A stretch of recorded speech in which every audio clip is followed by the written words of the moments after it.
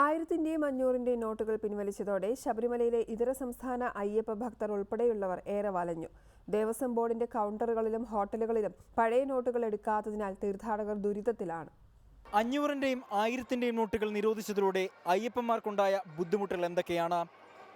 സർക്കാരുകൾ അയ്യപ്പന്മാർക്ക് ബുദ്ധിമുട്ടുണ്ടാകില്ല എന്ന് പറയുമ്പോഴും നിരവധി പ്രശ്നങ്ങളാണ് അയ്യപ്പന്മാർക്ക് പറയാനുള്ളത്. ഞങ്ങൾ അന്വേഷിക്കുകയാണ്.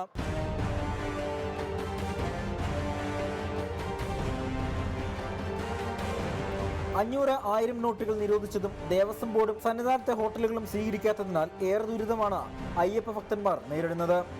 ரொம்ப சாப்பாடு கூட கஷ்டமாக இருக்குது. காசு இல்லாக்காட்டி எப்படி சவரமல்ல கேரளா கவர்மெண்ட்டு துட்டு இல்லாத ஆந்திரானிந்து வந்துங்கிறோம் நாங்கள் ചേഞ്ച് പ്രോബ്ലം. സന്നിധാനത്തെ എടിഎമ്മുകളിൽ പണമില്ലാത്തതിനാൽ ഇതര സംസ്ഥാനത്തു നിന്നുള്ള തീർത്ഥാടകരെയും ഏറെ വലച്ചു. ചില്ലറ കിട്ടാൻ ബുദ്ധിമുട്ടാണ്. അതെ,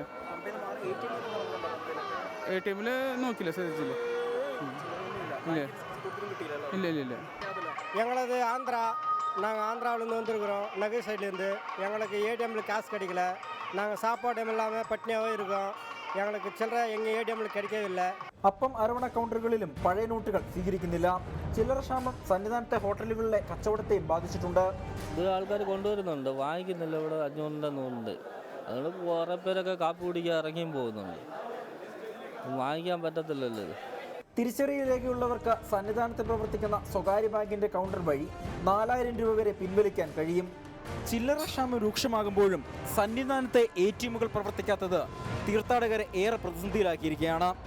ക്യാമറമാൻ ശ്രീലാൽ കൊട്ടാരക്കരയ്ക്കൊപ്പം അജി കുഞ്ഞുമോൻ, റിപ്പോർട്ടർ, സന്നിധാനം.